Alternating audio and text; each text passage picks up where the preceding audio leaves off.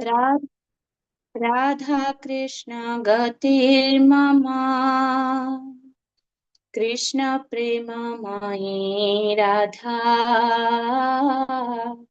राधा प्रेममयो हरिः जीवने निधाने नित्यम् राधा कृष्ण गतिर्मम कृष्णस्य द्रवीणं राधा राधाया द्रवीणं हरि जीवने निधाने नित्यम् राधा कृष्ण गतिर्मम कृष्ण प्राणमयी राधा राधा प्राणमयो हरिः जीवने निधाने नित्यम् राधा कृष्ण गतिर्मम कृष्ण द्रवमयी राधा राधा द्रवमयो हरि जीवने निधाने नित्यम् राधा कृष्ण गतिर्मम कृष्ण गेहे स्थिता राधा राधा गेहे स्थितो हरिः जीवने निधाने नित्यम् राधा कृष्ण गतिर्मम कृष्ण चित्ते स्थिता राधा राधा चित्ते स्थितो हरिः जीवने निधाने नित्यम् राधा कृष्ण गतिर्मम नीलाम्बरधरा राधा पीताम्बरधरो हरि जीवने निधाने नित्यम् राधा कृष्ण गतिर्मम वृन्दावनेश्वरी राधा कृष्ण वृन्दावनेश्वर जीवने निधाने नित्यम् राधा कृष्ण गतिर्मम कृष्ण प्रेममयी राधा राधा प्रेममयो हरि जीवने निधाने नित्यम्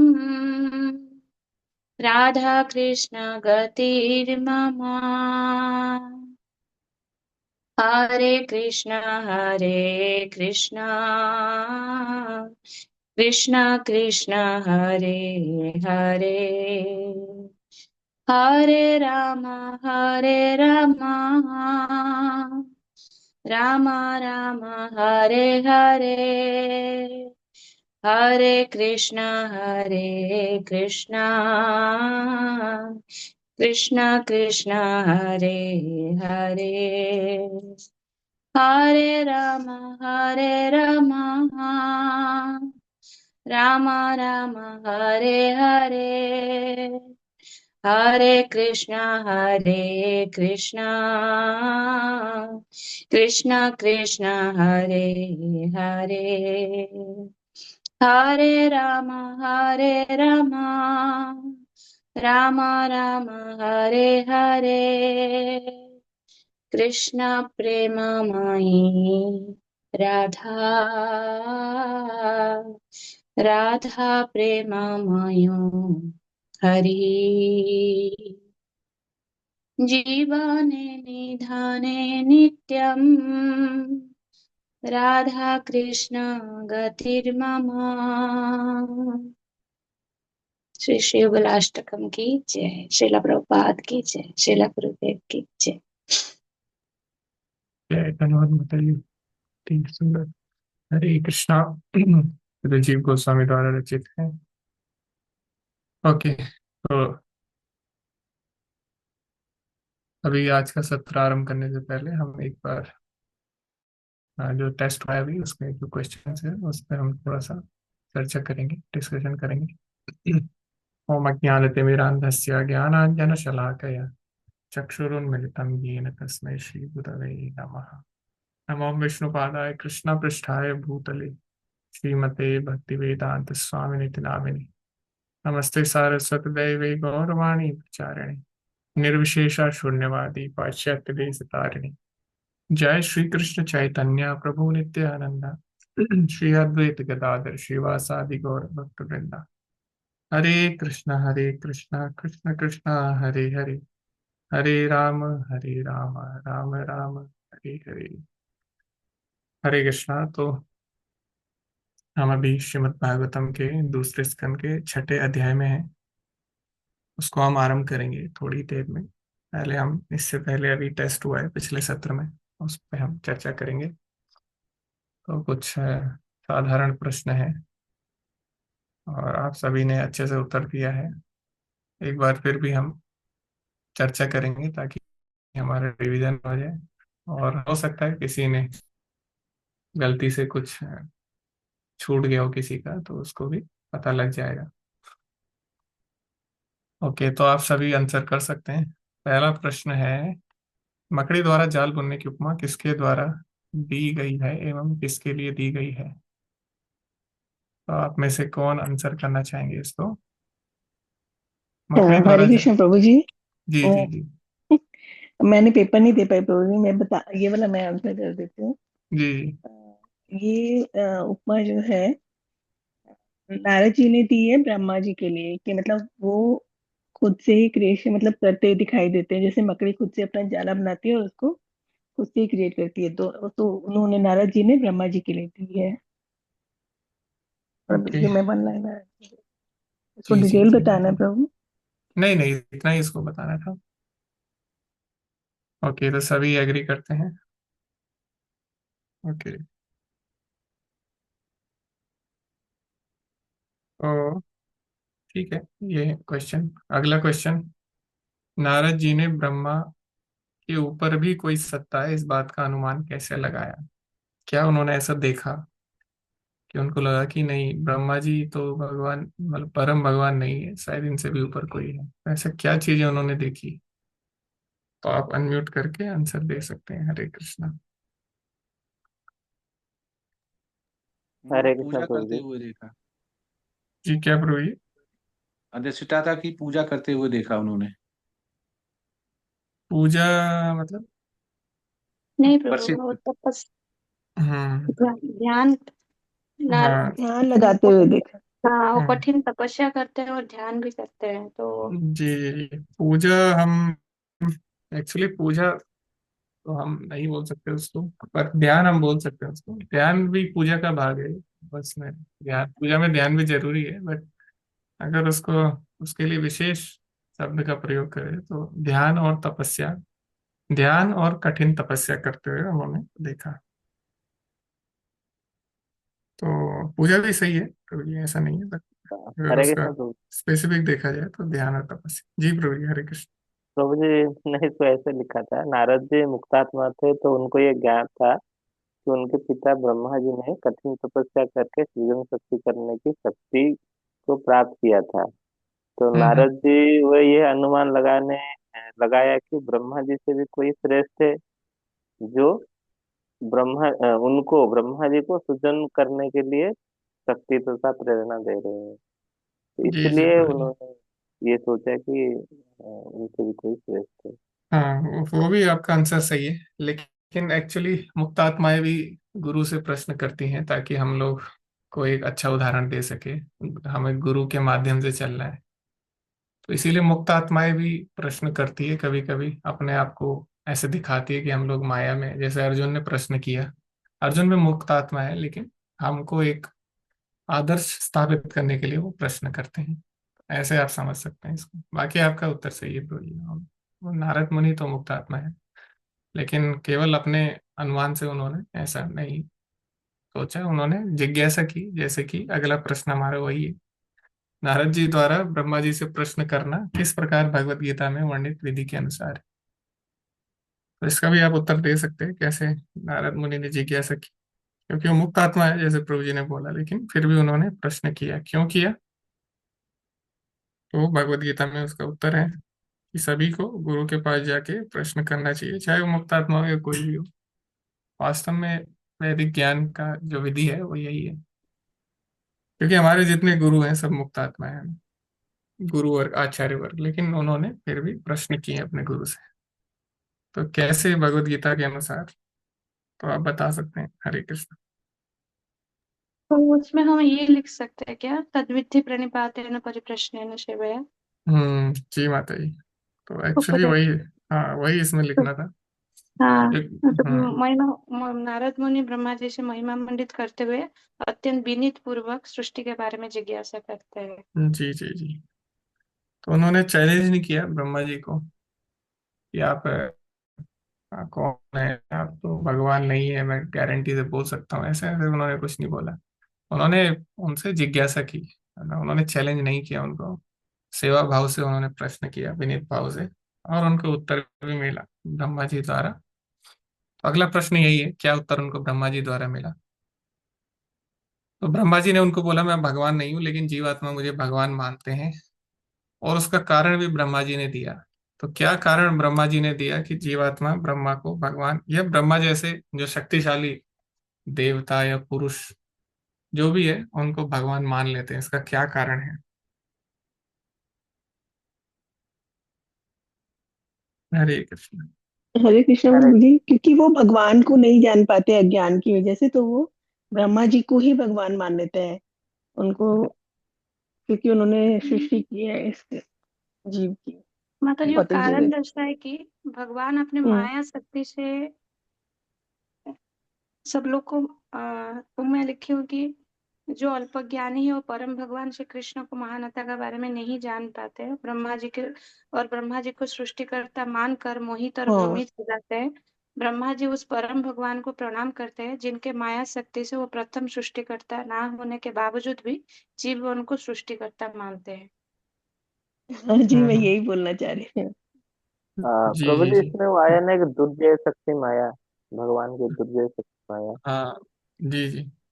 अगर इसका वन लाइन आंसर अगर आप लिखें तो यही है, भगवान की जो माया शक्ति है, भगवान भगवत गीता में बोलते हैं मम माया दुरत्य, और वही शब्द इसमें भी आया ओके। है। मतलब हाँ, एक लाइन में आप बोल सकते हैं, भगवान की जो माया शक्ति माया है शक्ति। उसके कारण वो मोहित हो जाते हैं, तीन गुणों से प्रभावित होने के कारण। और भगवान ने भगवत गीता में विस्तार से बताया है, ठीक है, कि तीन गुणों में अलग अलग व्यक्ति अलग अलग प्रकार की श्रद्धा रखते हैं।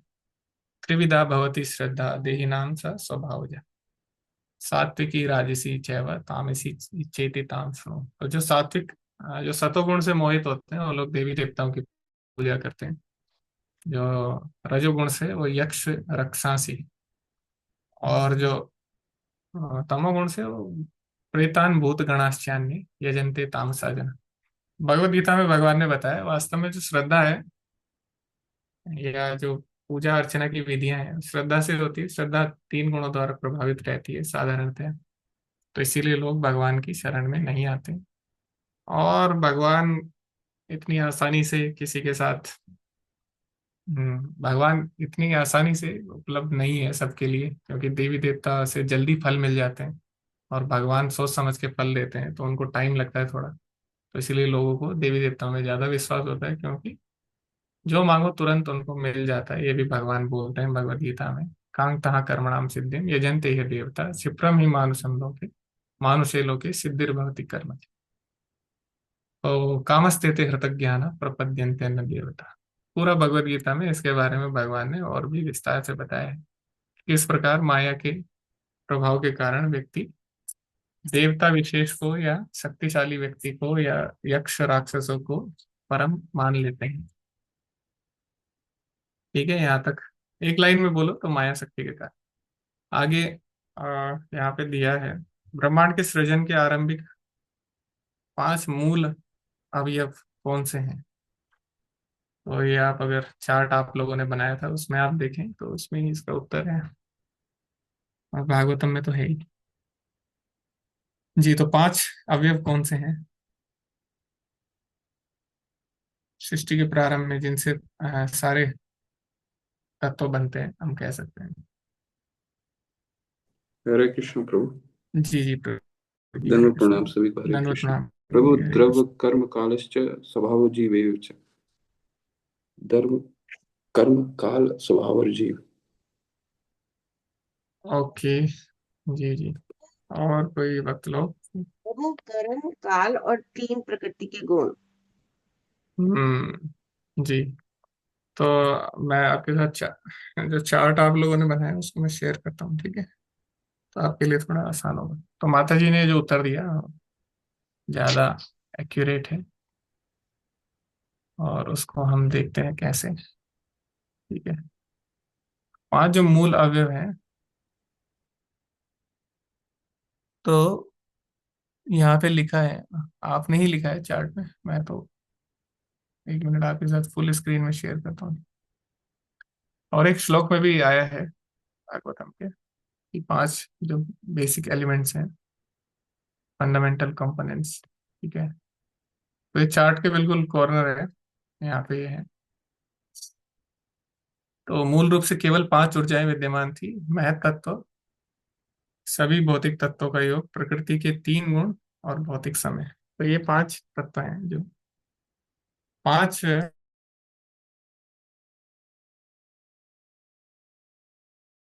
सेकंड स्टेप है आगे। तो बेसिक जो है, फंडामेंटल है, ये पांच हैं, इनसे आगे अलग अलग तत्व बनते हैं। ठीक है। तो फिर ये तो क्लियर हो गया। ये श्लोक में भी डायरेक्ट आया है श्रीमद् भागवतम के, अगर आप देखेंगे। आगे हम बढ़ते हैं। उसके बाद ये तो क्वेश्चन है, नारायण अंगजा, ये जो शब्द है ये किसके लिए एवं क्यों प्रयोग हुआ है? तो इसका ये क्या उत्तर है? नारायण के लिए हुआ है प्रभु, कि जिसका अर्थ है देवता भी भगवान के शरीर के अंग के रूप में उन्हीं की सेवा के लिए है। ओके। तो ये नारायण अंगजा शब्द, तो आपने इसका देवता। अर्थ तो सही दिया, लेकिन ये प्रयोग हुआ है किसके लिए? देवता। हाँ हाँ, ये देवता के लिए। देवता। उनके उनके नाभि से वो प्रकट हुए ब्रह्मा जी, मुझे लग रहा है ये था। हाँ, वो भी सही है, पर ये सभी देवताओं के लिए है, क्योंकि भगवान के अंग से ही सारे देवता आए हैं। लेकिन ब्रह्मा जी के लिए भी ये एक्यूरेट है, क्योंकि ब्रह्मा जी भी उनकी नाभि से प्रयोग हुए हैं। ठीक है। और ये क्यों हुआ है? क्योंकि सारे देवता भगवान से आते हैं। भगवत गीता में भी भगवान ने बोला है कि सारे जितने भी ऋषि हैं और जितने भी देवता हैं, उनका जो स्रोत है वो मैं ही, महिमादि ही देवा नाम। तो इसलिए नारायण अंगजा है, यानी जो नारायण के अंग से उत्पन्न हुए हैं, जन्म हुआ है जिनका, उनको, और देवताओं को हम नारायण अंगजा बोलते हैं।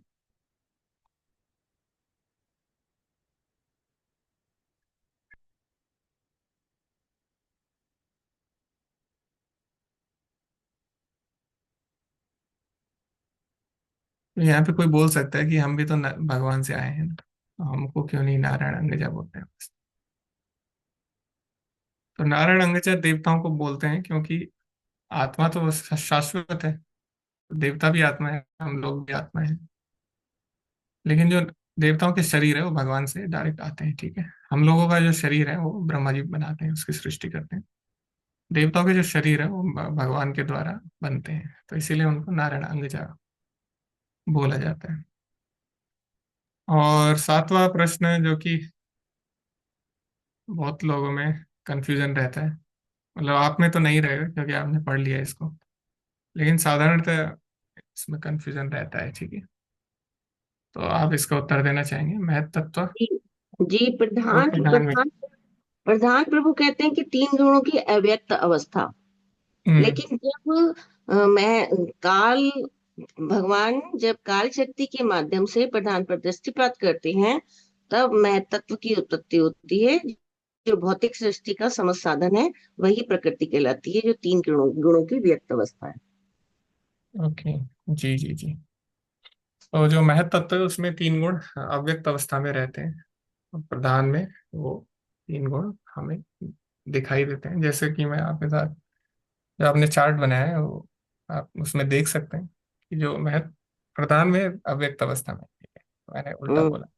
और हम्म महत तत्व में वो तीन गुण आप यहाँ पे व्यक्त हो स्पष्ट जाए। रूप से देख सकते हैं, और उनकी मात्रा भी यहाँ पे बताइए। सतोगुण सबसे अधिक होता है, रजो फिर तमो। तो ऐसे जो चार्ट है ये बहुत ही सहायक है आपके लिए।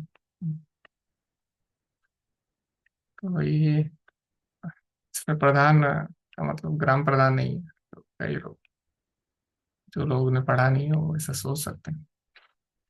तो आगे हम बढ़ते हैं अगले क्वेश्चन पे। ब्रह्मांड के सृजन के समय जीवों का क्या अस्तित्व होता है, एवं उनको किस आधार पर अथवा किस कारण ब्रह्मांड में प्रवेश मिलता है। थोड़ा सा लंबा है क्योंकि ये स्ट्रेट फॉरवर्ड नहीं है बाकी क्वेश्चन की तरह। इसमें आपको दो लाइन तो लिखनी पड़ती है, तो आप इसका उत्तर दे सकते हैं। ब्रह्मांड के सृजन के समय जीवों का क्या अस्तित्व होता है, जीव कहाँ जाते हैं जब सृष्टि बन रही होती है, और उनको कैसे सृष्टि में प्रवेश मिलता है। हम्म।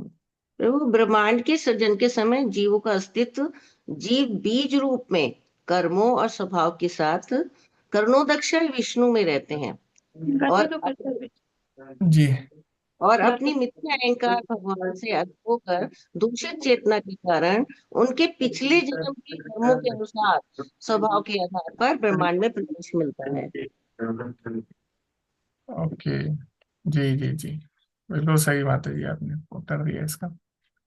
तो जीव का अस्तित्व रहता है, ऐसा नहीं है कि जीव नहीं होते।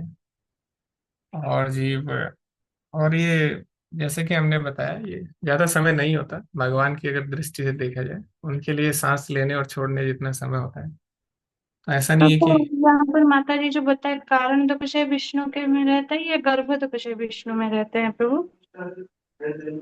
जी माता जी, तो वास्तव में क्या होता है, जितने भी ब्रह्मांड है वो सब कारणोदक साई विष्णु में समा जाते हैं, ठीक है। तो जो गर्भोदक सागर है वो भी अलग अलग ब्रह्मांडों में है, तो वो भी ब्रह्मांड भी सब कारणोदक साई विष्णु में समा जाते हैं। नहीं, मीन्स मेरी क्वेश्चन है कि जब प्रलय होता है तब सारे जो जीव जो जाके कहाँ सुप्त अवस्था में वो रहेगा? कारणोदक से, क्योंकि क्योंकि जो ओके, ब्रह्मांड है वो भी उस नष्ट समय हो नष्ट जाता हो है। जाते हैं। तो जो गर्भोदक विष्णु है वो भी कारणोदक हाँ विष्णु में रहते हैं, हाँ, ओके ओके। क्योंकि उन्हीं यस के विस्तार है ना। यस प्रभु, यस प्रभु। तो जब धन्यवाद ब्रह्मांड नहीं प्रभु। है तो जो गर्भोदक विष्णु भी नहीं रहते उस समय वहां पे ब्रह्मांड में, तो वो भी वहीं पे, मतलब वो तो यस भगवान के प्रभु। एक्सपेंशन है। ओके, तो उनको कैसे अगला शरीर मिलता है, उनके जो कर्म है स्वभाव दोनों मैटर करते हैं। भगवान बोलते हैं, भगवत गीता में भी बोलते हैं कि दोनों जरूरी है, जीव का कर्म और उसके इच्छाएं अगले शरीर के लिए। और दोनों ही डिपेंडेंट है, जैसे कर्म करते हैं वैसे ही इच्छा भी बनती है। तो अगला क्रिया शक्ति, द्रव्य शक्ति और ज्ञान शक्ति के बारे में वर्णन करें। तो ये भी आपने चार्ट में इसके बारे में अच्छे से लिखा है, तो आप बता सकते हैं एक एक लाइन में आपको बताना है इनके बारे में, कौन से गुण से कौन सी शक्ति आती है। क्रिया क्रिया शक्ति रजोगुण से होती है प्रभु, और जो इच्छा शक्ति मानसिक दुख और जिसको अध्यात्म भी कहते हैं। और और ज्ञान। द्रव्य शक्ति तमोगुण से आती है, जो प्रकृति यानी जड़ शरीर जो हम्म अधिभूत कहलाती है, कार्य प्रभाव उसके कार्य के कारण द्रव्य शक्ति जो है तमोगुण से आती है, और जी ये जी। प्रकृति जड़ शरीर है। और ज्ञान शक्ति सतोगुण से आती है, जैसे कर्ता का ज्ञान, मैं और मेरा, ये भौतिक ज्ञान है, और ये अधिदैव कहलाता है। हम्म ओके, तो यहाँ पे आपने लिखा है जी। कॉर्नर में तीन गुणों का विशेष लक्षण, ज्ञान शक्ति, क्रिया शक्ति और द्रव्य शक्ति, ठीक है। तो यहाँ पे हम लिख सकते हैं कौन से गुण से कौन सी शक्ति है, तो और भी थोड़ा इजी हो जाएगा, और इतना भी अच्छा है। ओके, आगे हम बढ़ते हैं। सृष्टि के निर्माण की अनुमानित रूपरेखा तो आप सभी ने बनाई है। इसमें हमें पूरा नहीं बनाना है क्योंकि इतना याद नहीं रहता, किसी को भी रहता है तो अच्छी बात है, लेकिन इतना कॉम्प्लिकेटेड है तो आप मोटा मोटा भी अगर आप बनाएंगे तो अच्छा रहेगा। जितना आपको याद है उतना आपने बनाना है, बस इसमें इतना ही। उसके बाद 24 तत्व कौन से हैं वो आपको बताना है। हाँ, तो आप कोई बताना चाहे। हरे कृष्ण प्रभु जी, इसको वैसे ही मैंने लिखा था कि महत्व तो प्रकृति के 3 गुण, फिर अहंकार या खम, फिर 5 ज्ञानेंद्रिय, 5 कर्मेंद्रिय, मन, 5 महाभूत और 5 तन्मात्रा, यानी प्रधान या प्रकृति, खम या अहंकार, मन प्रकृति के गुण, अ, नाक कान आंख जीभ त्वचा ये हो गए, फिर मुंह, फिर हाथ पैर उपस्थ गुदा, फिर स्पर्श रूप रस गंध आकाश वायु, हम्म। और फिर जल अग्नि पृथ्वी जो मिला के जो पंचमहा, ये 24 तत्व थे क्या जी?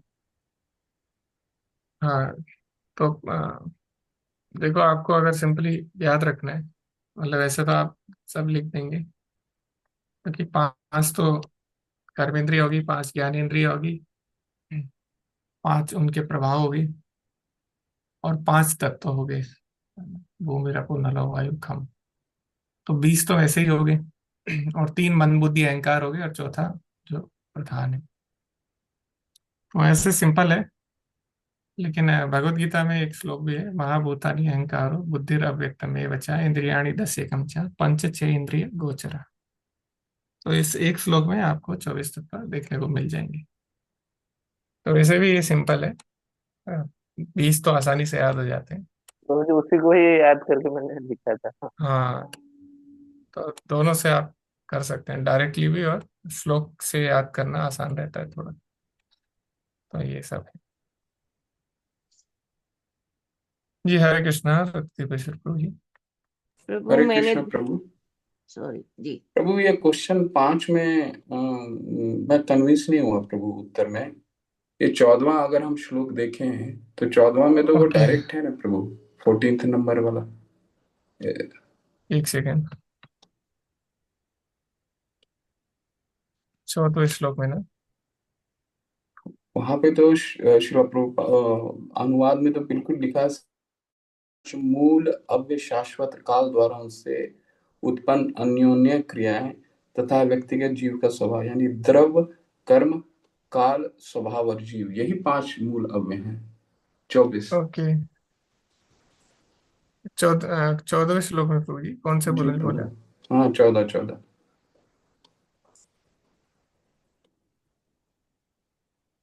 ओके, 16 15 14 यहाँ पे आप बोल रहे हैं। जी प्रभु। हम्म। सृष्टि के 5 मूल अवयव शाश्वत काल द्वारा उनसे उत्पन्न अन्योन्य क्रिया तथा जीव का स्वभाव, ये सब भगवान वासुदेव के बिना जो सच बात तो यह है कि उनका कोई अन्य महत्व नहीं है। तो आपका जो यहाँ पे आपने क्वेश्चन, यहाँ पे लिखा है प्रभु जी, सृष्टि के 5 मूल अवयव शाश्वत काल द्वारा उनसे उत्पन्न, है ना? मतलब यहाँ पे ये अलग है, सृष्टि के 5 मूल अवयव जिनकी बात चली, और उनसे द्वारा उत्पन्न अन्योन्य क्रिया तथा जीव का स्वभाव, ये जो सेकंड स्टेप है उसके बाद, ठीक है, जिसमें स्वभाव और ये सब ऐड हो जाता है जीव का। तो ये अलग है, और इनसे द्वारा उत्पन्न जो चीजें हैं वो अलग है, ऐसा। ठीक है, हरे कृष्णा। जी प्रभु। जी, आप समझ पा रहे हैं प्रभु जी?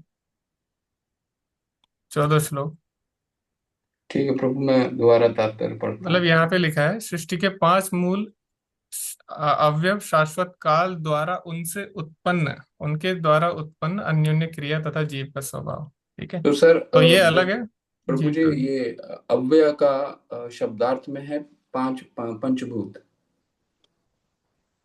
अव्यय का मतलब है जैसे सृष्टि के 5 मूल अव्यय, अव्यय मतलब यहाँ पे शब्दार्थ में है पंचभूत। पंचभूत यहाँ पे कर्म द्रव्यम, ओके ओके, ये आप बोल द्रव्य। रहे हैं। तो अव्यय जो 5 मूल है, प्रश्न है कि 5 मूल कौन से हैं? तो हाँ। अव्यय पहला आ गया, यानी अव्यय को ही द्रव्य कहा गया है, पंचभूत। और कर्म दूसरा, काल हम्म। तीसरा स्वभाव और चौथा जीव, तो इनके द्वारा ही तो शोभित करते हैं महातत्व में। तो यहाँ यही से तो मूल अव्य तो यही हुआ सर प्रभु जी। हाँ, ऐसा भी आप बोल सकते हैं इस श्लोक के अनुसार। जी, एक द्रव्य है और एक कर्म है, दो, तीसरा काल है, चार, चौथा स्वभाव है, पांचवा और जीव। पांचवा जीव। लेकिन इसमें जो पांच मूल अवयव हैं और इसके बाद जो एक्स्ट्रा चीजें हैं, तो इसमें टोटल तो पांच है प्रभु जी, जैसा आपने बोला। लेकिन जो हमारा क्वेश्चन था, सृष्टि के पांच मूल अवयव कौन से हैं तो मूल इसमें। अव्यय केवल अगर हाँ बोलना होगा तो हाँ प्रभु हाँ, पंचभूत ही हो जाएंगे सर तो फिर केवल। तो पांच, फिर तो पांच, ये जो पंचभूत है वही हो जाएंगे, आपका ऐसा कहना है। जी जी। जी प्रभु। बट एक्चुअली हमारा जो कॉन्टेक्स्ट था क्वेश्चन का, वो चार्ट के अनुसार, मतलब अगर हम देखें, जैसे चार्ट में हम देख सकते हैं, हमने क्लास में भी डिस्कस किया था कि जो पांच इनिशियल फंडामेंटल चीजें हैं जिनसे आगे सृष्टि होती है, मतलब कॉन्टेक्स्ट के ऊपर है प्रभु जी, मतलब उसका भी आप बोल सकते हैं पंच तत्व को, पंच महाभूत को। लेकिन उनसे भी ज्यादा फंडामेंटल जो है वो ये पांच चीजें हैं, क्योंकि इन्हीं से आगे जाके वो पांच प्रकट होंगे। मतलब पंच महाभूत से फंडामेंटल ये सारी चीजें हैं। ये प्रश्न है प्रभु यद रूपम, यद रूपम का, और सुबोधनी में भी 14वां श्लोक का यही लिखा है कि the characteristic of the universe, the five component of this universe are non-different from Lord Vasudeva being his differentiated parts and parcels। तो उस पे भी यही पांच चीज दी गई है वासुदेव से। जो यद रूपम है, जो प्रश्न है वो अमूल अव्यय, यानी कि यह यद रूपम का उत्तर है वो। तो यद रूपम में प्रभु हम्म। जी यही सुबोधनी जी का जी भी यही है, द्रव्य जी जी। काल कर्म स्वभाव और जीव। ओके, उसमें भी पांच में यही दिया है, पांच जो जी मूल है। जी जी प्रभु यही दिए। ओके ओके, ठीक है, उस कॉन्टेक्स्ट के हिसाब से वो भी करेक्ट आंसर है, उसमें कोई डाउट नहीं है।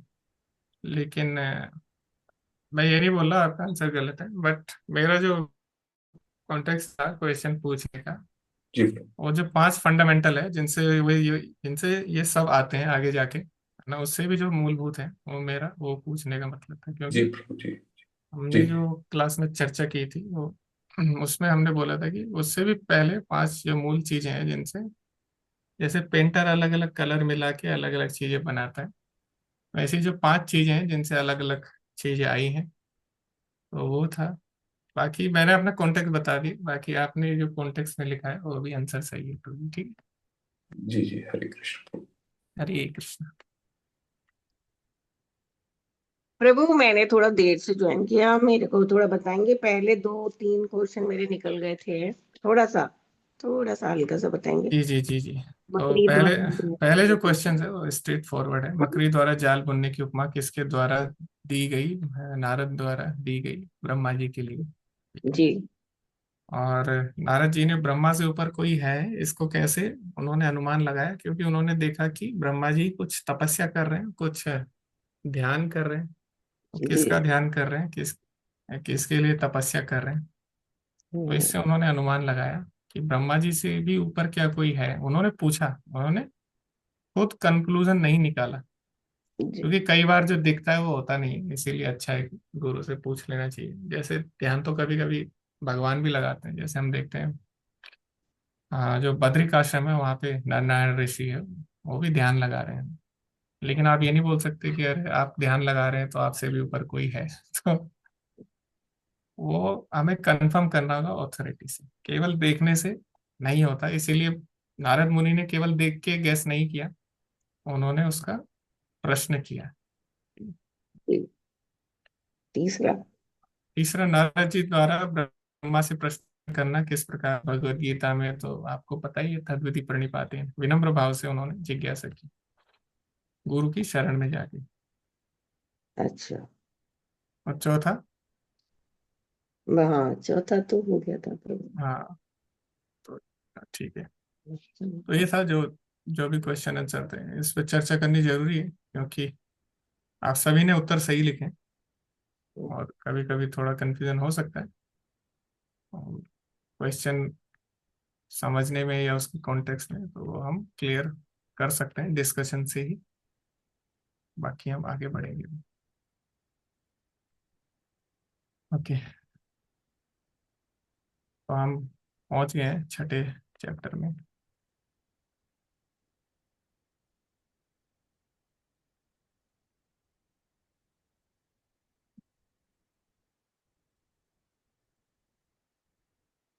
उसका आरंभ करते हैं। ओम नमो भगवते वासुदेवाय। ओम नमो भगवते वासुदेवाय। ओम नमो भगवते वासुदेवाय। नारायणं नमस्कृत्यं नरं चैव नरोत्तमं देवीं सरस्वतीं व्यासं ततो जयमुदीरयेत्। नष्टप्रायेषु भद्रेषु नित्यं भागवत सेवया।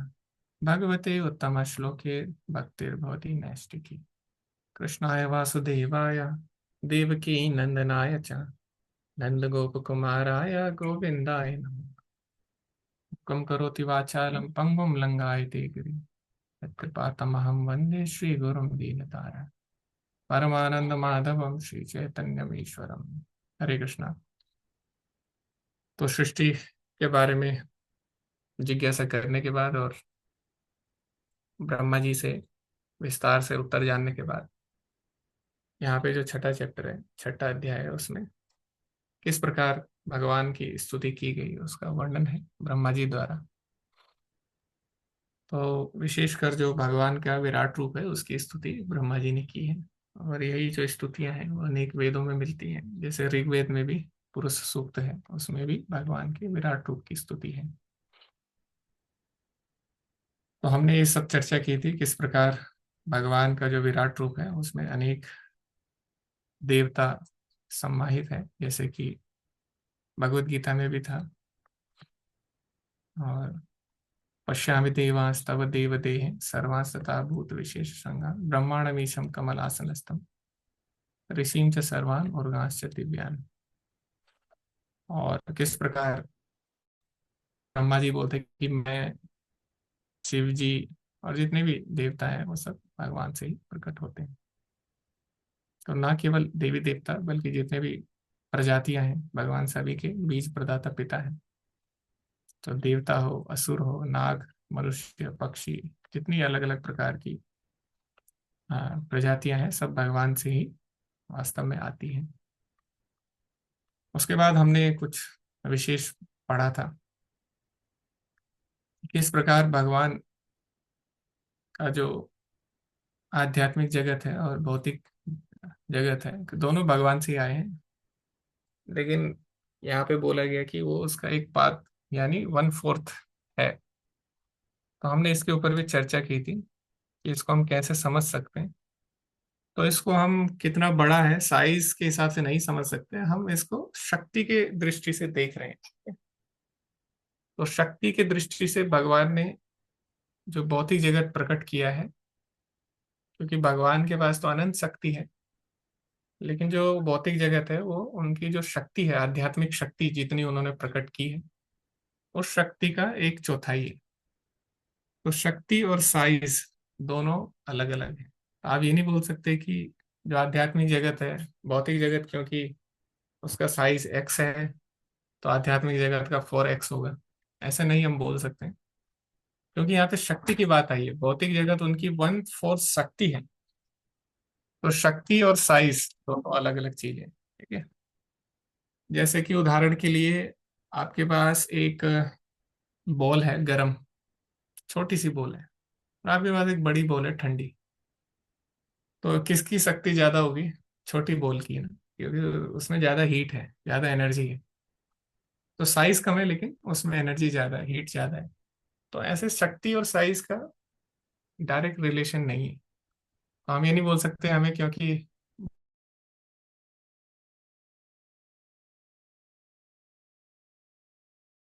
हो गया और साइज पता हो गया तो इसका मतलब वो सीमित हो गया, लेकिन ऐसा नहीं है, क्योंकि शक्ति और साइज दोनों समान नहीं है। तो ये हमने चर्चा की थी पिछली बार। इसमें कंफ्यूजन रहता है कि आध्यात्मिक जगत असीमित कैसे हुआ जब उसका हमें पता है साइज और 1/4 है, तो साइज नहीं है, और शक्ति, शक्ति से उसको मापा जाता है, ठीक है। और वो भी प्रकट शक्ति, कुल शक्ति नहीं है भगवान की, जितनी प्रकट हुई उतनी। तो ये सब हमने पिछले जो सत्र था उसमें पढ़ लिया था। आगे हम चर्चा करते हैं। तो कौन से श्लोक तक हमने कर लिया था? 11 तक। हम्म। ये भी यहाँ पे भी वही लिखा है, आध्यात्मिक जगत तो भगवान की 3/4 शक्ति से बना है, इस भौतिक जगत से परे स्थित, और यह उन लोगों के निमित्त है जिनका पुनर्जन्म नहीं होता। अन्य लोगों को जो गृहस्थ जीवन के प्रति आसक्त हैं और ब्रह्मचर्य व्रत का कठोरता से पालन नहीं करते, 3 लोगों के अंतर्गत रहना ही होता है। तो यहाँ पे प्रभुपाद जी बता रहे हैं वर्णाश्रम धर्म केवल गृहस्थ जीवन तक सीमित नहीं है, हमें उससे ऊपर धीरे धीरे उठना होता है। तो जो क्रम बनाए गए हैं अलग अलग वर्णाश्रम के, वो वहां तक रहने के लिए नहीं है, उससे ऊपर उठने के लिए। यानी वो हमारा डेस्टिनेशन नहीं है, वो हमारे लिए सहायक है भक्ति तक पहुंचने के लिए। जैसे 12th क्लास है कोई करता है, तो 12th क्लास उसका डेस्टिनेशन नहीं है, अगर वो 12th क्लास में ही रहेगा उसका कुछ नहीं हो पाएगा। उसको 12th क्लास करना जरूरी है आगे बढ़ने के लिए। तो ऐसी आध्यात्मिक जगत में जो लोग डायरेक्टली या प्रत्यक्ष रूप से भक्तिमय सेवा स्वीकार नहीं कर पाते, उनके लिए वर्णाश्रम धर्म है। लेकिन केवल वर्णाश्रम धर्म तक ही सीमित नहीं रहना है, उससे ऊपर उठना है। जो केवल वर्णाश्रम में ही आसक्त रह जाएगा, चाहे वो कोई भी हो, चाहे गृहस्थ हो, चाहे सन्यासी हो या वानप्रस्थ हो, तो इसीलिए हमें उससे ऊपर उठना है। इसीलिए चैतन्य महाप्रभु ने बोला है कि ना हम विप्रो न च नरपतेर, ना हम वर्णी, तो ना मैं ब्राह्मण हूँ, न क्षत्रिय हूँ, न वैश्य हूँ, न शूद्र हूँ, ना मैं गृहस्थ हूँ, न सन्यासी हूँ, तो हम तो कौन है? गोपी भर्तुर पद कमलियो दास दासन दास। तो इसलिए हमें उससे ऊपर उठना है। वो सहायक है, लेकिन वो हमारा लक्ष्य नहीं। ये तो ये यहाँ पे प्रभुपाद जी बता रहे हैं। तो यहाँ से हम आरंभ करते हैं। पृथिवीच कर्मे विश्वंग शासना न शने उभे, यत विद्या च पुरुषस्तु भयाश्रयः। सर्वव्यापी भगवान अपनी शक्तियों के कारण व्यापक अर्थों में नियंत्रण कार्यों के तथा भक्तिमय सेवा के स्वामी हैं। वे समस्त परिस्थितियों में अविद्या तथा विद्या दोनों के परम स्वामी हैं। तो विद्या और अविद्या दोनों भगवान से ही आई है। और जो ईशोपनिषद है उसमें भी बोला गया है कि दोनों आवश्यक है। विद्याम च यस्तद्वेदो भयं सः, अविद्या मृत्युम तीर्त्वा विद्या अमृत अश्नुते। तो अविद्या क्या है? जो हमारे पेट भरने के लिए जो विद्या है, जो उसको अविद्या कहते हैं, वही अविद्या को जब हम भगवान की सेवा में लगाते हैं तो वो विद्या हो जाती है, ठीक है। तो इसीलिए दोनों आवश्यक है, और इसीलिए जो ईशोपनिषद है उसमें दोनों पे बल दिया गया।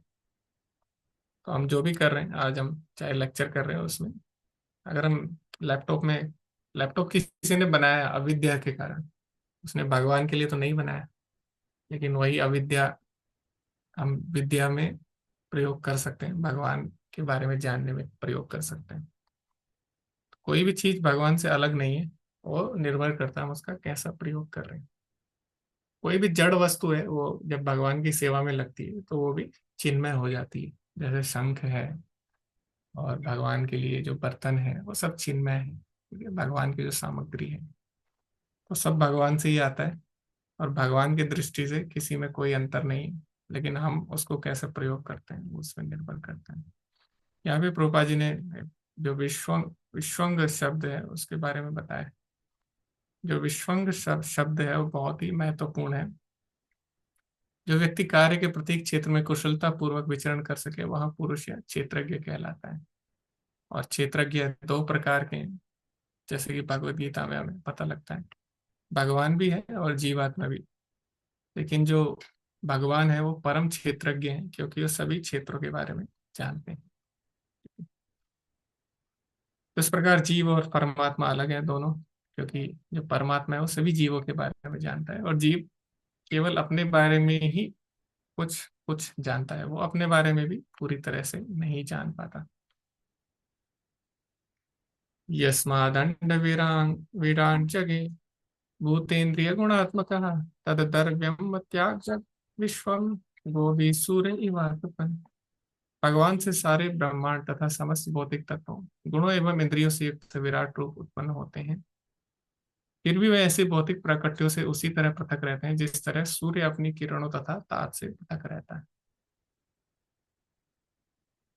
तो जितने भी भौतिक तत्व हैं या जितने भी भगवान के विराट रूप हैं, तो विराट रूप क्या है? जो भौतिक सृष्टि को हम भगवान की शक्ति के रूप में देखते हैं या भगवान को उसमें देखते हैं, उसको विराट रूप बोला जाता है। क्योंकि हर कोई भगवान को नहीं देख सकता, तो इसीलिए प्रकृति के रूप में वो भगवान को देख सकता है। नदियां हैं वो भगवान की धमनियां हैं, जो पेड़ हैं वो भगवान के रोम हैं। तो इस प्रकार वो भगवान को अनुभव कर सकता है और भगवान के ऐश्वर्य का गुणगान कर सकता है।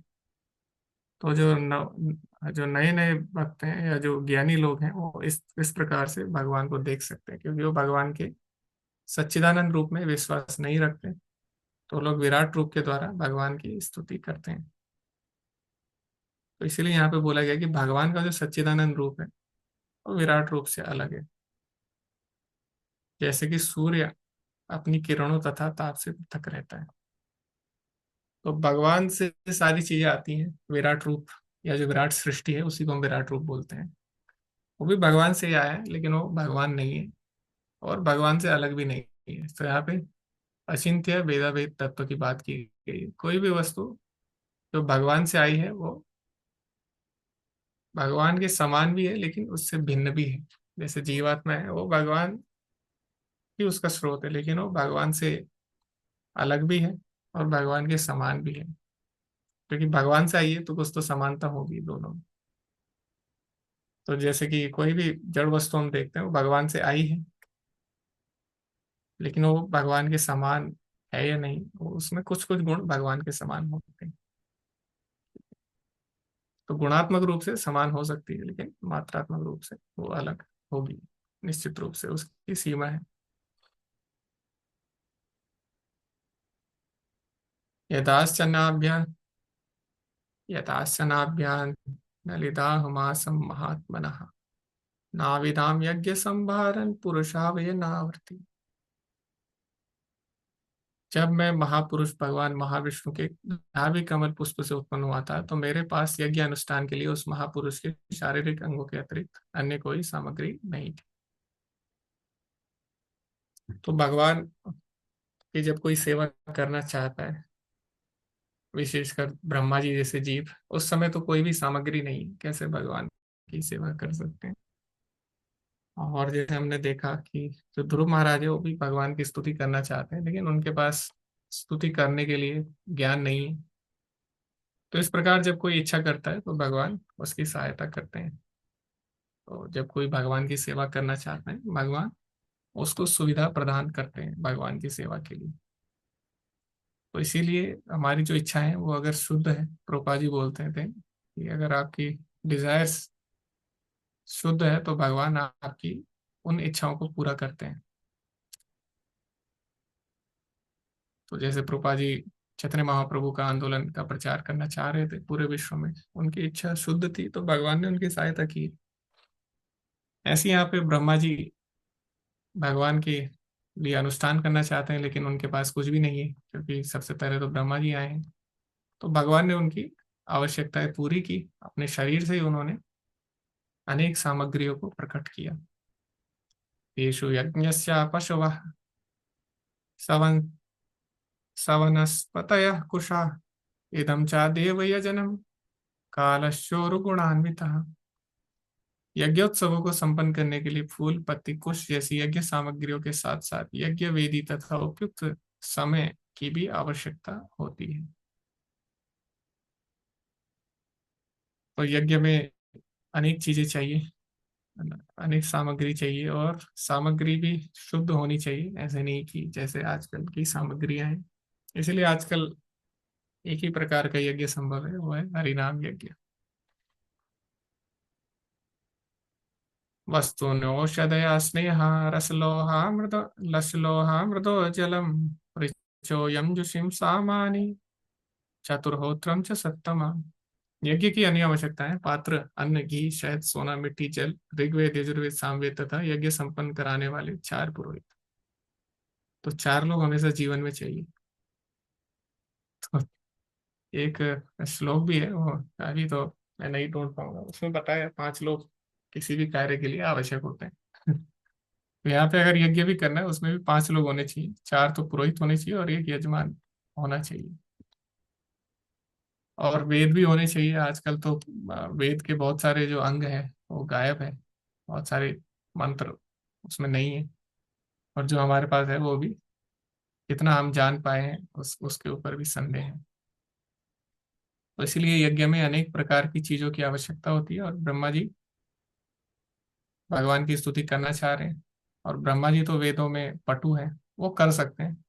और उनको यज्ञ सामग्री तो भगवान अपने अंग से दे रहे हैं, बिल्कुल पवित्र।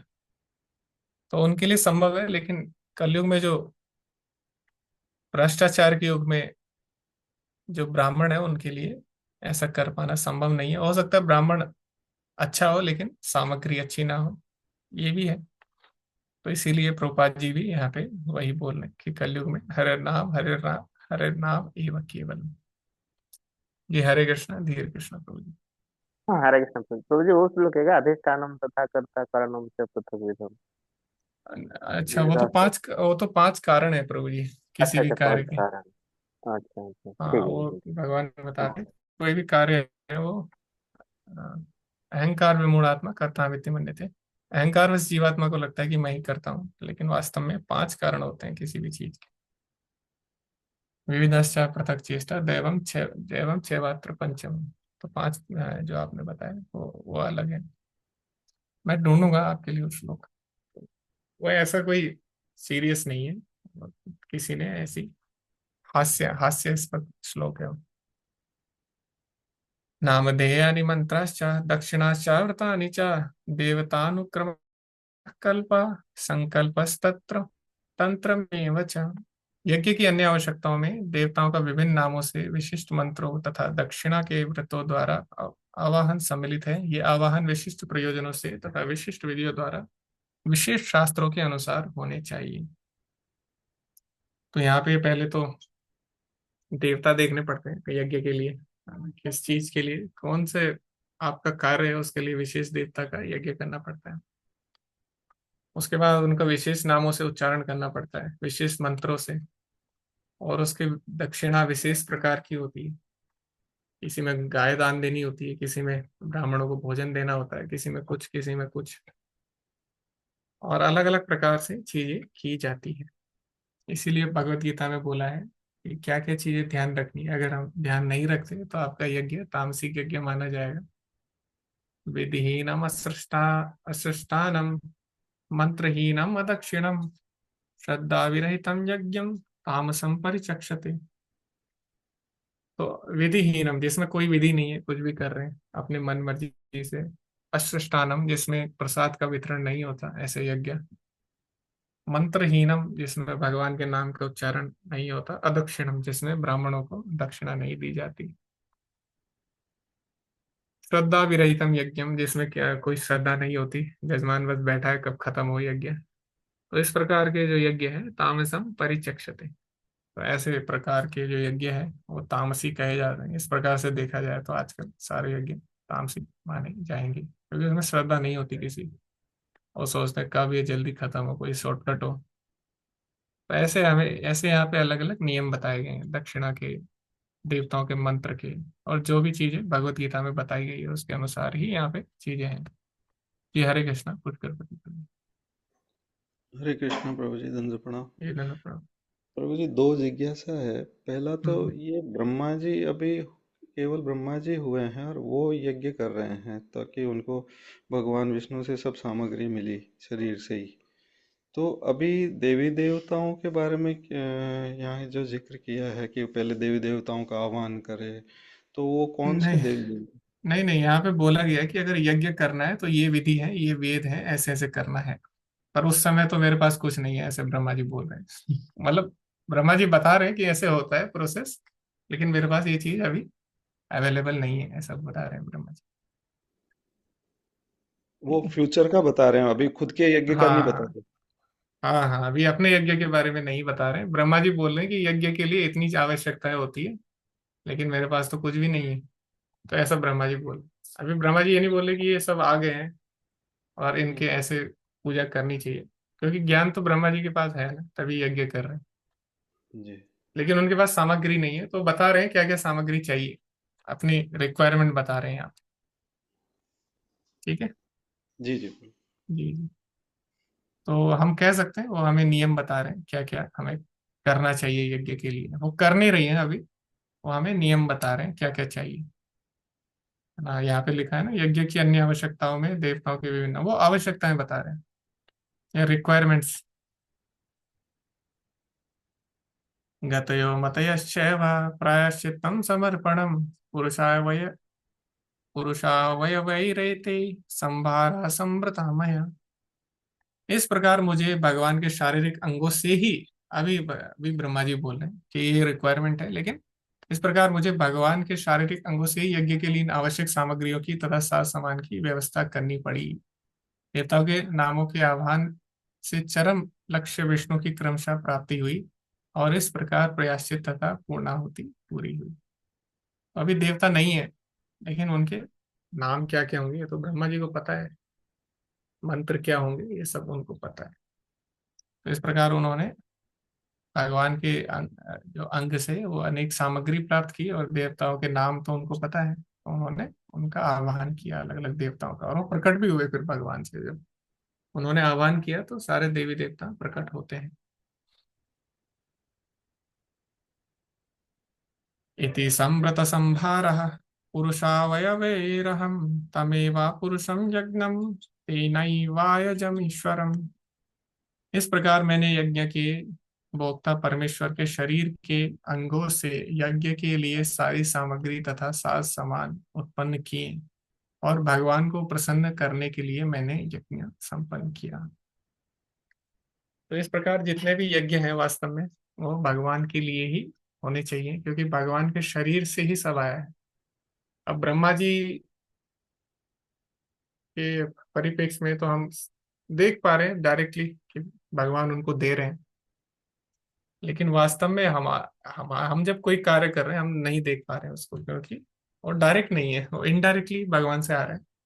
हमें लगता है कि हम लोग इतना मेहनत करके कहीं ना कहीं से अपने आप ही हम लोग कर रहे हैं, लेकिन अल्टीमेटली वो भगवान से ही आ रहा है। ब्रह्मा जी को तो डायरेक्टली दे रहे हैं, लेकिन हमको इनडायरेक्टली वो दे रहे हैं।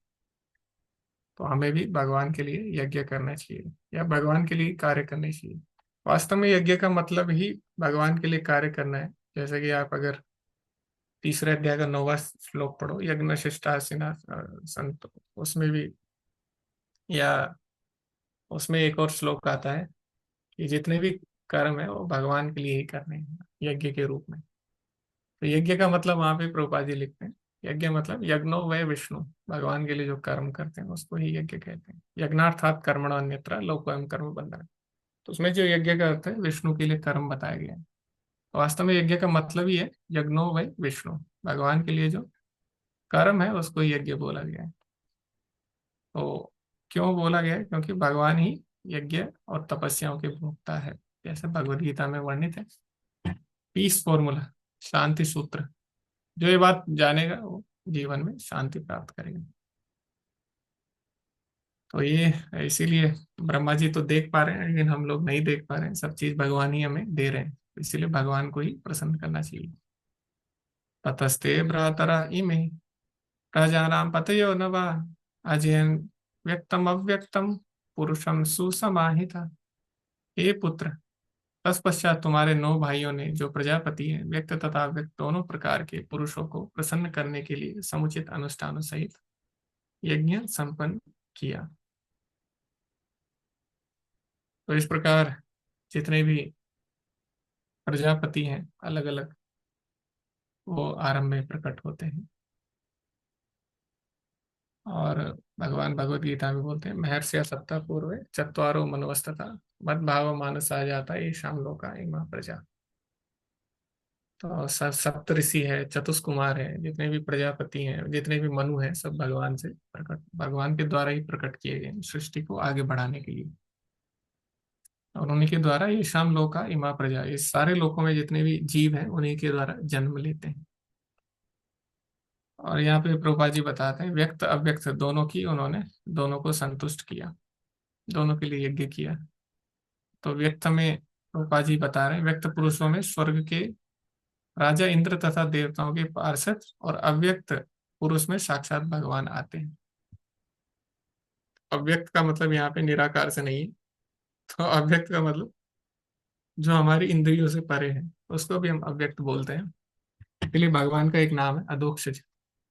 अधोक्षज मतलब जो इंद्रियों से परे है। तो इसीलिए यहाँ पे प्रभुपाद जी बता रहे हैं, अव्यक्त और व्यक्त यानी देवता भगवान, उनकी उन्होंने उनके लिए यज्ञ किया अनेक अनेक प्रकार के। और कलयुग में तो देवता भी अव्यक्त है, प्रभुपाद जी बोल रहे हैं।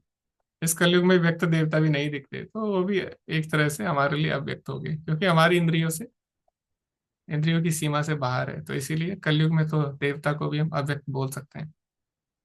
कलयुग में तो हम व्यक्ति को भी अव्यक्त बोल सकते हैं, क्योंकि एक व्यक्ति दूसरे व्यक्ति को नहीं देखता, सब अपने अपने काम में लगे हुए हैं। अतः आधुनिक मनुष्य की ढकी हुई आंखों के लिए शक्तिशाली देवता तथा भगवान दोनों ही अव्यक्त हैं। इसीलिए वे देवताओं या परमेश्वर के अस्तित्व में विश्वास नहीं रखते। ठीक है, क्योंकि आजकल लोग यही बोलते हैं, अगर है तो हमें दिखाओ।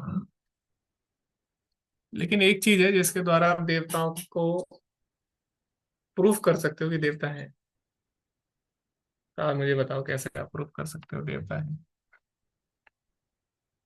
जी हरे कृष्णा, पुष्कर प्रभु जी। हरे कृष्ण प्रभु। प्रभु जी, आपके प्रश्न से पहले मैंने हाँ इंद्र हाँ, तो पहले आप प्रश्न करें प्रभु जी, फिर क्योंकि ये उत्तर मेरे को नहीं आता जो आपने पूछा है। हाँ हाँ। मेरा प्रश्न था, ये देवताओं ने भी यज्ञ संपन्न किया, तो ये भी मूल देवता कर रहे हैं? क्योंकि अभी के इस वाले ब्रह्मा जी वाले देवता तो उन्होंने उत्पन्न ही नहीं किए। नहीं, यहाँ पे बात आ रही है, जब यहाँ पे पहले तो ब्रह्मा जी ने अनेक देवताओं के नामों का उच्चारण किया। देवता नहीं थे उस समय, लेकिन उनके नाम तो उनको पता है, क्योंकि देवता तो पोस्ट है ना, व्यक्ति तो अभी आया नहीं उसमें। दूसरा, यहाँ पे अभी सृष्टि आगे बढ़ रही है, तो यहाँ पे भगवान बता रहे हैं अनेक जो प्रजापतियों प्रकट हो चुके हैं, और यहाँ पे अभी उनको प्रसन्न करने के लिए जो प्रजापति है उन्होंने यज्ञ किए। तो प्रजापति से पहले तो देवता लोग आ चुके होते हैं इस स्टेज में। ठीक है, तो इसीलिए यहाँ पे प्रजापति लोग देवताओं के लिए यज्ञ कर सकते हैं। तो वो अपने यज्ञ का भी बता रहे हैं और बाद के यज्ञों का भी बता रहे हैं, वो मतलब मिक्स। आप बाद के यज्ञ का तो ब्रह्मा जी ने बता दिया कि क्या क्या रिक्वायरमेंट होती है, लेकिन जो यहाँ पे प्रजापति हैं वो लोग भी यज्ञ कर रहे हैं, और वो लोग देवी देवताओं और भगवान को संतुष्ट करने में लगे हुए हैं। दोनों तो यहाँ पे ये चल रहे हैं। कौन से देवी देवता प्रभु जी? वो जो मूल देवता उत्पन्न हुए थे सृष्टि से पहले, वो हैं, या ब्रह्मा जी ये जो खुद इस ब्रह्मांड में करते हैं ये उत्पन्न एक, देव? क्योंकि अभी यहाँ पे ब्रह्मा जी हैं, तो ब्रह्मा जी तो एक विशेष ब्रह्मांड के होते हैं, है ना? तो यहाँ पे एक विशेष ब्रह्मांड की बात चल रही है, यहाँ पे मूल की अभी बात नहीं चल रही, मूल देवताओं की। क्योंकि यहाँ पे प्रजापति हो चुके हैं, तो प्रजापति ब्रह्मा जी ये सब एक विशेष ब्रह्मांड के हैं। तो यहाँ पे मूल की बात नहीं चल रही है, अभी एक विशेष ब्रह्मांड की बात चल रही है। और यहाँ पे जहां तक है, हमारे ही जो ब्रह्मांड है अभी, उन्हीं ब्रह्मा जी की बात चल रही है। ठीक है, जी जी। क्योंकि कोई एक ब्रह्मा के उदाहरण से तो हमें बतानी होगी चीजें, तो कौन से ब्रह्मा के उदाहरण से बता रहे हैं। तो निश्चित रूप से हमारे जो ग्रंथ है उसमें हमारे ब्रह्मांड के ब्रह्मा जी के बारे में ही ज्यादातर चर्चा आती है। ठीक है, जो अलग ब्रह्मांड है उनके जो ग्रंथ है उसमें उनके ब्रह्मांड के ब्रह्मा के बारे में चर्चा आएगी। लेकिन यहाँ पे ऐसा कुछ नहीं है जो अलग है, क्योंकि सारे ब्रह्मांड के जो ब्रह्मा है और वहां से जो आगे सृष्टि है उसका क्रम तो वैसे ही रहता है, प्रजापति आते हैं, देवता आ चुके होते हैं, तो वो सब क्रम उसमें उतना कुछ अंतर नहीं है ज्यादा। लेकिन जब हम सोच रहे हैं कि कौन सा ब्रह्मा होगा, तो हम ये मान सकते हैं कि इसी सृष्टि के ही ब्रह्मा की बात चल रही है, क्योंकि वहां पे स्पेसिफाई नहीं किया है, हम उसको इसी सृष्टि के ब्रह्मा से लेते हैं। जी हरे कृष्णा। थैंक यू माता जी। जी प्रभु, आपने जो क्वेश्चन किया कि क्या क्वेश्चन किया था, एक बार बताइए प्रभु।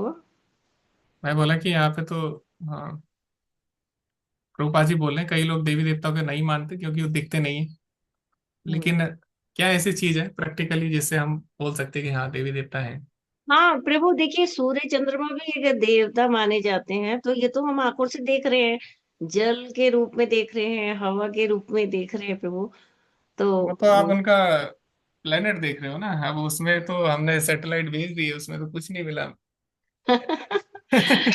लेकिन देखिए, जो चीज बताई जा रही है यहाँ पर, सूर्य, उनकी किरणें और वो नहीं, यहाँ पे देवता की बात चल रही है, सूर्य की बात नहीं है यहाँ पे। हाँ प्रभुपा जी बोल रहे हैं देखो देवता में नहीं मानते क्योंकि देवता नहीं है। तो हाँ हाँ, दिखते नहीं है, दिखते नहीं है तो इसलिए नहीं मानते। अच्छा। और कैसे हम लोग फिर प्रूफ कर सकते हैं कि देवता है कि नहीं? देखो भगवान को प्रूफ करना तो बहुत है, कठिन है। मतलब ऐसे तो कॉमन सेंस से तो बहुत इजी है, जो थोड़ा समझदार है, लेकिन साधारण व्यक्ति के लिए कठिन है, क्योंकि भगवान इतनी जल्दी रेसिप्रोकेट नहीं करते। भगवान बोलते हैं भगवत गीता में, नाम प्रकाशः सर्वस्य। तो मैं सभी लोगों को इतनी आसानी से प्रकट नहीं हूँ।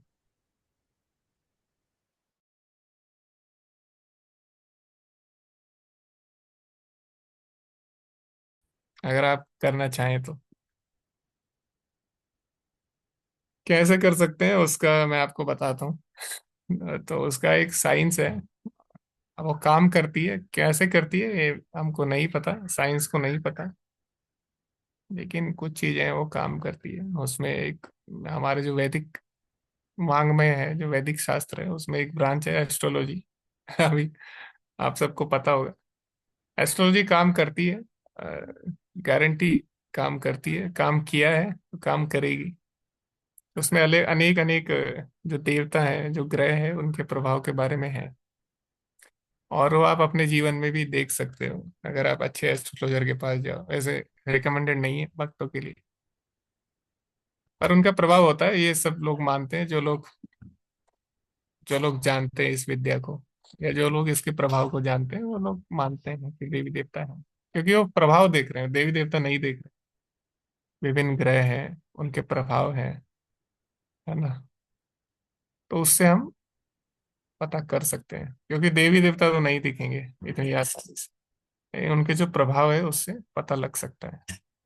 तो आप एग्री करते हैं इस बात में? क्या आप मानते हैं? क्या आप मानते हैं ज्योतिष? ज्योतिष को मानना पड़ेगा, क्योंकि भक्ति सिद्धांत सुरेश ठाकुर तो मानते हैं, हमारे आचार्य।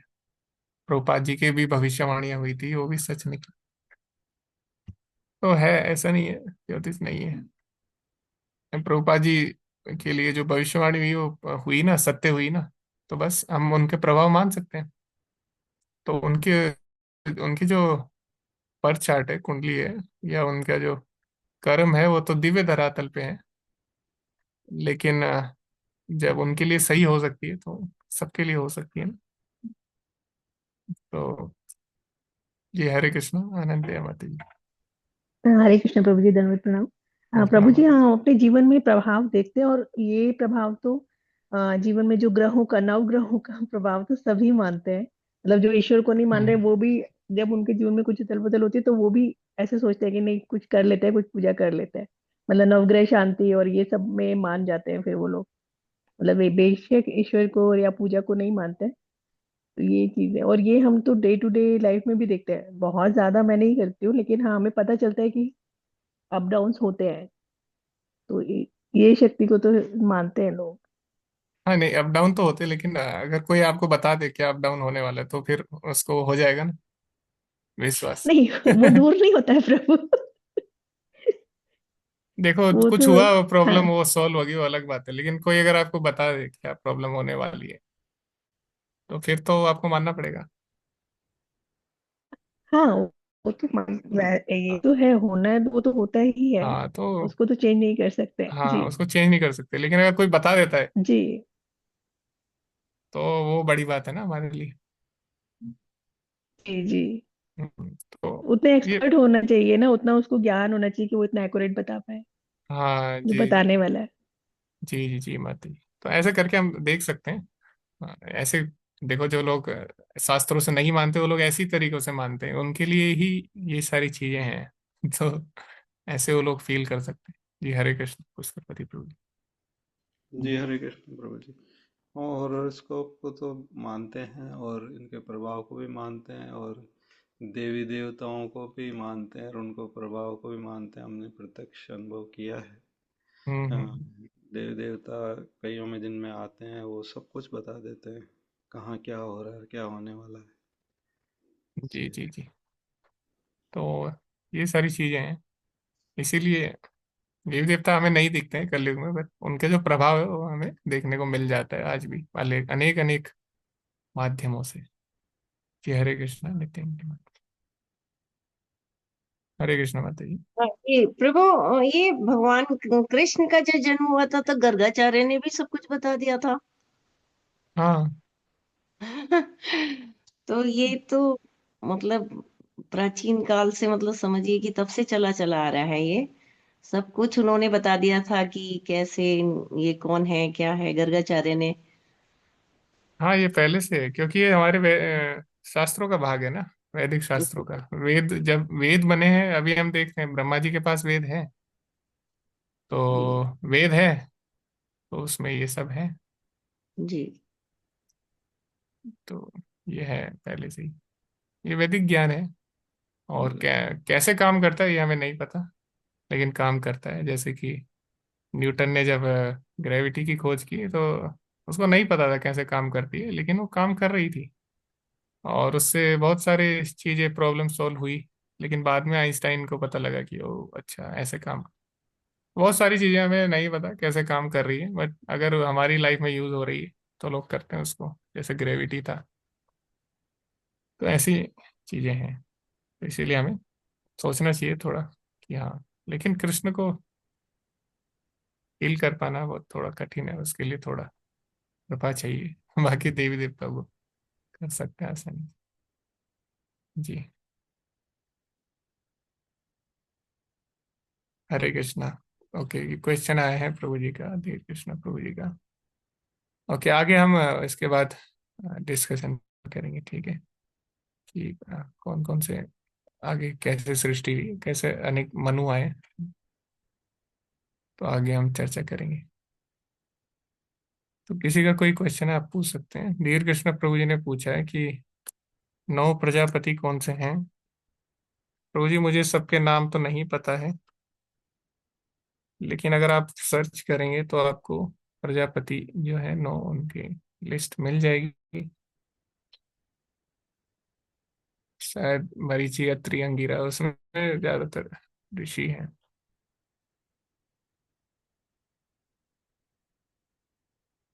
और हर जो यहाँ पे ऐसे भी बोला है, कई अलग अलग जो शास्त्र है उसमें अलग अलग नंबर दिए हैं।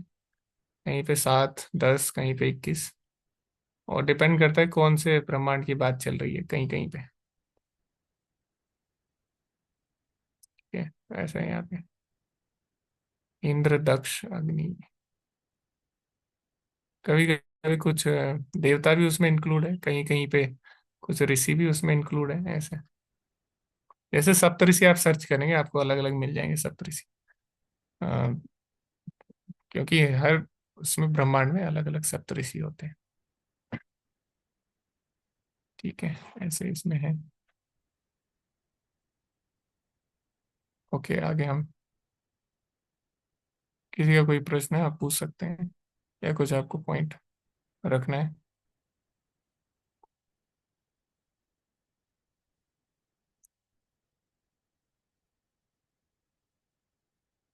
ओके, मैं एक श्लोक का सर्च कर रहा था, 5 वाला।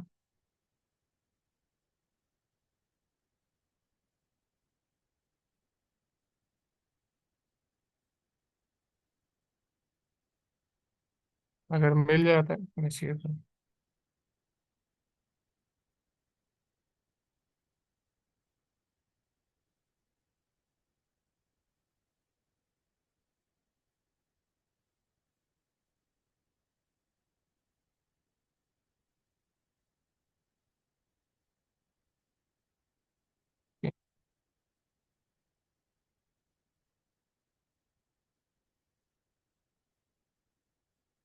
ओके, तो मुझे मिलता है, मैं शेयर करूँगा आपके साथ, ठीक है। जी, हरे कृष्णा नित्यांगिनी माता जी। हरे कृष्णा प्रभु जी। ये जो क्वेश्चन आपने दिया था तीसरा नंबर का, कि नारद जी के द्वारा ब्रह्मा जी से प्रश्न करना, भगवत गीता में वर्णित अर्जुन से उसका हमें कंपेयर करना था। तो प्रभु ये दोनों ही मोहित हुए, उससे नहीं कंपेयर किया जा सकता था कि यहाँ पर नारद जी भी भागवत हैं और वो इस तरह वो सब जानते हैं, लेकिन वो मोहित किए गए किस लिए? क्योंकि सृष्टि का कैसे विस्तार हुआ, तो वो बताना था भगवान के जन्म कर्म चय में दिव्य। और अर्जुन भी वहां पर भगवान का सखा है, जो नित्य लीलाओं में वो आता है भगवान के साथ, उसको भी मोहित होना संभव नहीं है। लेकिन भगवत गीता के लिए हमको ज्ञान देना था, इसलिए वहां उसको मोहित किया गया। तो ये हाँ कंपेयर नहीं हाँ किया जा सकता था। हाँ, एक्चुअली हमने ये भी चर्चा की थी कि जी। जो नारद मुनि वो मुक्तात्मा है, लेकिन क्योंकि हम्म, वो हमें एक आदर्श स्थापित करने के लिए गुरु से जिज्ञासा कर रहे हैं, जैसे अर्जुन भी जी। मुक्तात्मा थे, लेकिन वो हाँ। एक आदर्श स्थापित कर रहे थे, वो हमने चर्चा की थी माता जी। जी जी जी। तो वो इसका बिल्कुल आंसर, सेम है। जी आंसर ये भी ठीक था प्रभु। हाँ, ये भी है माता जी। जी जी। मैंने यही लिखा था तो इसलिए मैं ही पूछ। ठीक। वो है माता जी। एक्चुअली एक क्वेश्चन को अलग अलग प्रकार से हम आंसर कर सकते हैं, इसीलिए इसको सब्जेक्टिव क्वेश्चन है। सब्जेक्टिव मतलब आप किस कॉन्टेक्स्ट में उसको ले रहे हैं, जी ऑब्जेक्टिव नहीं है ये। तो सब्जेक्टिव है, आप अलग अलग प्रकार से उसको लिख सकते हैं। जी जी। जी, हरे कृष्णा माता जी। ओके, धन्यवाद सभी का। वांछा कल्पतरुभ्यश्च कृपा सिंधुभ्येव च पतितनां पावनेभ्यो वैष्णवेभ्यो नमो नमः। अनंत कोटि वैष्णव की जय। श्री प्रभात की जय। हरे कृष्ण।